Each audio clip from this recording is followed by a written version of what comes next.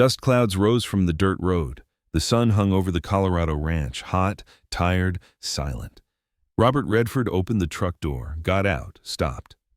In that moment, he heard a sound, coming from behind the barn, a thin but insistent voice, high-pitched, childlike, but with a strange seriousness inside it, a determination, a passion.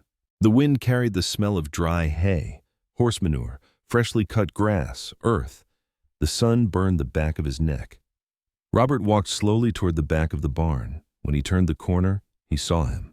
A boy, about 12 years old, hair disheveled in the wind, eyes closed, hands in the air, talking to an invisible audience. "To be or not to be," the boy was saying, his voice trembling but determined, choosing his words carefully. "That is the question." His voice cracked. He stopped, took a breath, started again, cracked again, stopped again. His hands became fists, opened, trembled again, thin beads of sweat on his forehead. As Robert approached, the gravel crunched. The boy startled, turned, his face flushed, hands dropped to his sides, eyes widened. "I'm sorry," he said hastily, breathless. This is your place, I know, Robert raised his hand. "Go on," he said in a quiet, soft voice. The sentence was short, its impact heavy. The boy looked at him, surprised, swallowed. "I don't know how to do it," he said, voice cracking, "but I want to learn. So much. I practice every day, but something's missing. I can't feel it." Robert leaned against the barn wall, crossed his arms over his chest. The sun lit his face. An old pain, an old regret, an old wound wandered in his eyes. "Why?" he asked simply.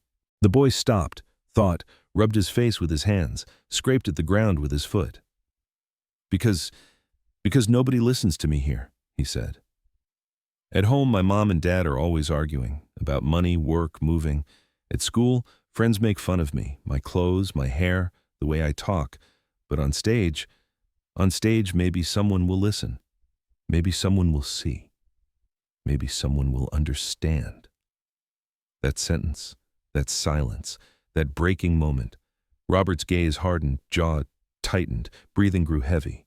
An image echoed in his mind. A 17-year-old boy, blonde hair, blue eyes, his own son, Scott. "I want to be an actor, Dad," he'd said that day. And what had Robert said? "No, this profession isn't for you." But he kept this inside. Now he only nodded slightly. "What's your name?" he asked. "Tommy," the boy said. Robert extended his hand. "I'm Robert." Tommy shook it, eyes shining. "I know who you are, Mr. Redford. I've seen your movies. All of them. Butch Cassidy, The Sting, The Great Gatsby, All the President's Men, all of them." Robert looked at him with a sad, small smile. "Then you know," he said, "that acting isn't easy." Tommy nodded quickly. His hair swung back and forth. "I know. Very hard. Very painful. But I still want it. I can't think about anything else. I can't sleep at night. I wake up early in the morning. Always scenes in my head, dialogues, characters." The sun dropped a little lower. A slow silence settled over the ranch. The first connection had been made. An invisible line. A thin line connecting to an old wound, a new chance. The next day, Robert found himself at the ranch again. He didn't quite know why. He hadn't planned it. It was as if something pulled him there, to that little stage behind the barn. Tommy was there again, but this time he had a different text in his hands. Arthur Miller. Death of a Salesman. Robert got out of the truck. Gravel crunched under his feet. The sun was hot again. The wind was dry again. "What are you working on today?" he asked. Tommy's face lit up instantly. "Arthur Miller," he said excitedly. "Willie Loman. Death of a Salesman scene. But I can't do it. I can't feel it. I'm just saying the words." "Show me," Robert said, leaning against the barn wall and crossing his arms again. Tommy began. His voice was strong but mechanical. The words were right. Emphasis was in the right places, but there was no soul, like an empty body moving, like a robot, like a computer reading text. Robert listened without a word, waited, never took his eyes off him. Finally he spoke. "Why are you saying these words?" Tommy frowned. I don't understand." "Why is Willie saying these lines?" Robert asked. "What's he feeling? Is he scared, angry, hopeless, desperate? What's inside him?" Tommy fell silent, opened his mouth, closed it, opened it again. "I don't know," he finally said, voice trailing off. He was embarrassed, felt small, bowed his head. Robert approached, crouched down, descended to his eye level. His eyes were serious, warm, teaching. "Acting isn't memorization," he said, word by word. "It's emotion. You have to get inside this man. You have to feel his fear, his disappointment, his hopelessness, his desperation. Otherwise, you're just a parrot repeating words. The audience sees that, always sees it." Tommy swallowed, throat dry. "But how do I do this? Where do I start?" A shadow fell across Robert's face. Scott came to mind. 17 years old, had asked the same question, same look, same eyes. What had Robert done then? "This profession isn't for you," he'd said. "Too hard, too painful, full of disappointment, maybe law, maybe medicine." Scott had said, "But I want this, Dad, only this." Robert had ended the argument, and Scott had pulled away, left, never returned. "By practicing," Robert said now, voice a bit broken, a bit sad. "Every day, every moment, using every part of life. Remember a time you were sad? Use that sadness. Remember a time you were angry? Use that anger. Remember a time you were happy? Use that joy. Emotions are your most powerful weapon." Tommy raised his eyes, hope, hunger, need inside them. "Will you teach me, please?" Robert looked at the sky for a moment. Clouds were moving slowly. Then he turned to Tommy, nodded. "Yes," he said. One word. Big decision. Weeks passed. Days blurred together. Robert began coming to the ranch at the same time every day, around 3 in the afternoon. Tommy was always there, ready, hungry, eager. That little area behind the barn became a classroom, a stage, a rehearsal space for both of them. They worked on voice control, breathing technique, body language, emotional memory, getting into character, getting out of character, stage presence, listening, reacting. Tommy learned like a hungry student, never got tired, never gave up. Again, again, again. Days turned to weeks, weeks to months. As Robert saw the boy's progress, he felt both pride and an ache inside, because everything he taught was also the things he couldn't give Scott back then. One day, Robert pulled an old 16mm camera from the back of the truck. Dusty, scratched corners, worn body but still looked solid. Also a tripod, a small microphone, some cables. Tommy's eyes widened.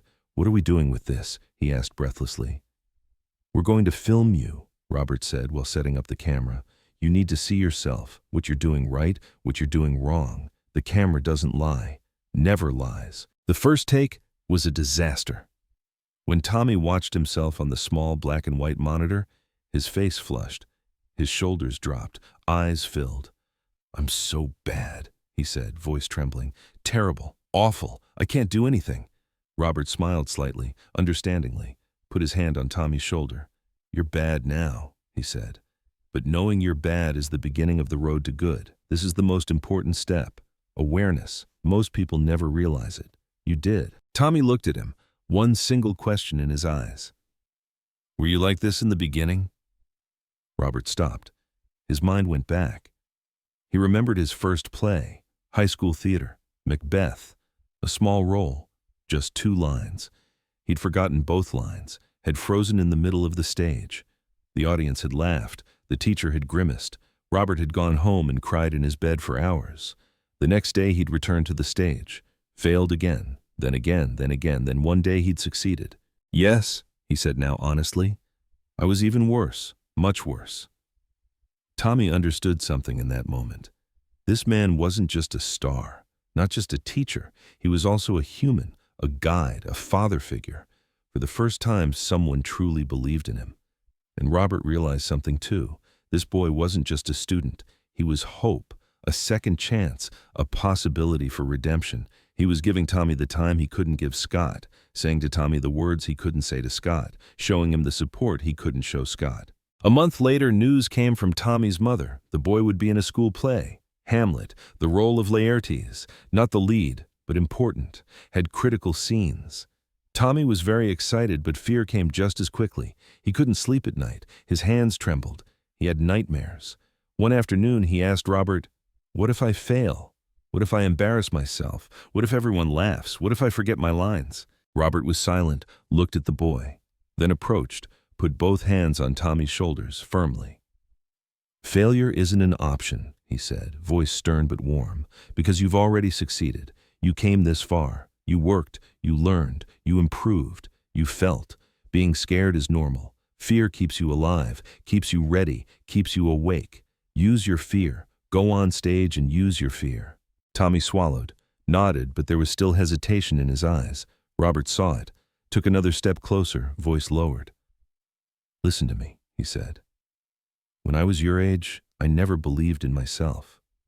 I always thought, I'm not good enough. I'm on the wrong path. Everyone's right. Then one day someone told me, talent isn't enough. You need courage. That moment I understood. Anyone can have talent. But courage? Courage is rare. Courage is special. Do you believe in me? Tommy asked, voice hushed, eyes filled. Robert looked at him for a long time. Yes, he finally said. I believe. Completely. Opening night came.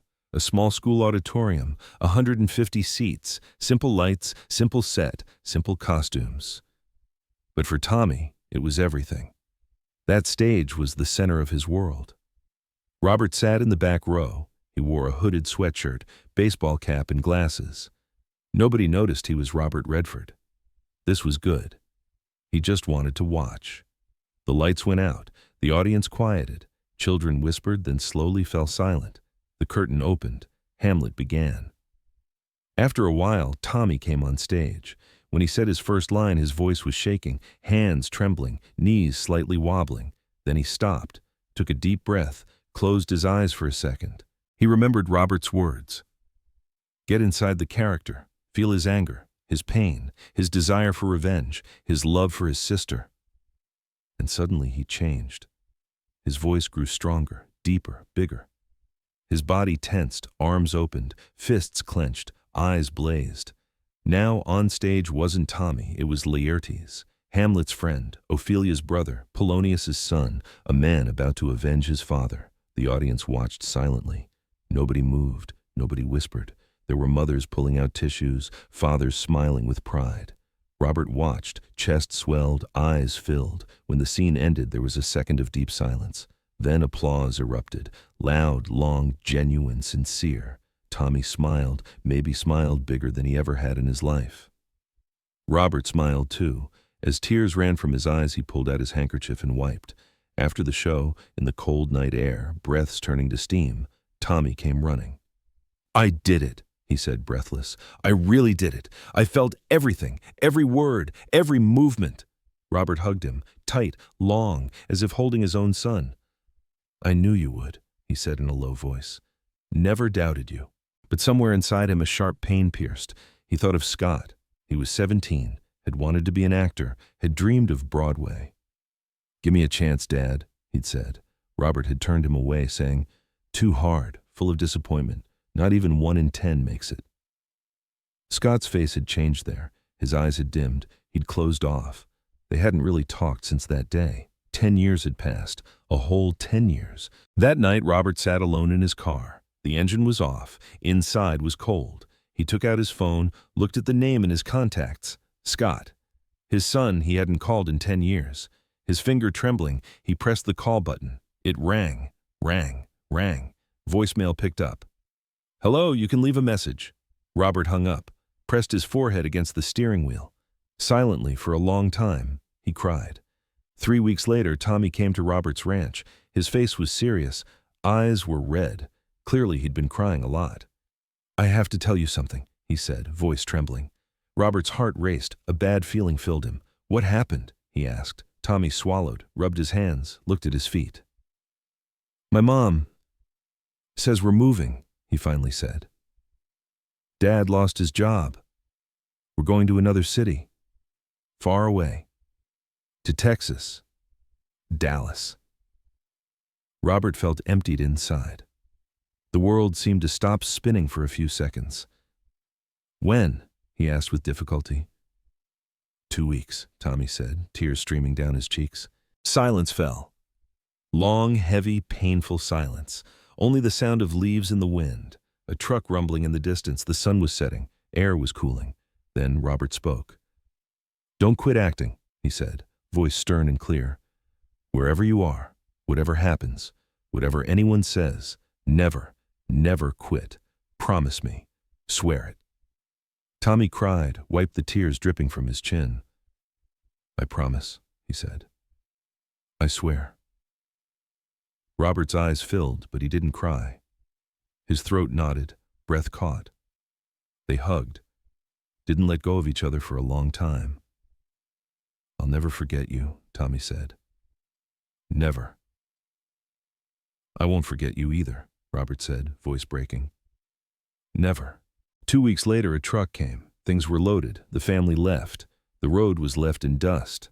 The ranch fell silent again. Days passed, weeks, months. Robert worked, acted, directed, shot new films, won awards, went to festivals, but his mind was always on that little stage behind the barn.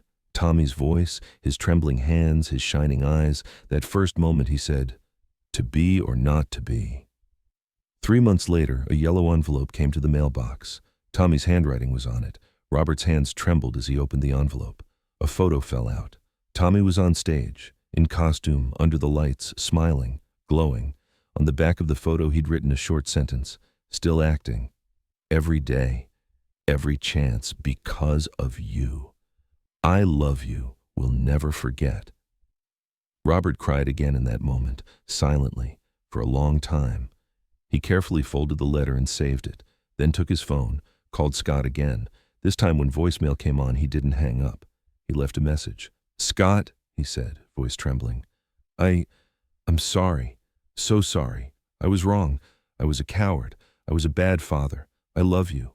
Always loved you, always. Please, call me, please." A week later, the phone rang. The name he saw on the screen seemed to tear his heart from its place. Scott. Hand trembling, he answered. "Hello?" he said. There was a brief silence. Then he heard that voice. "Dad?" One word.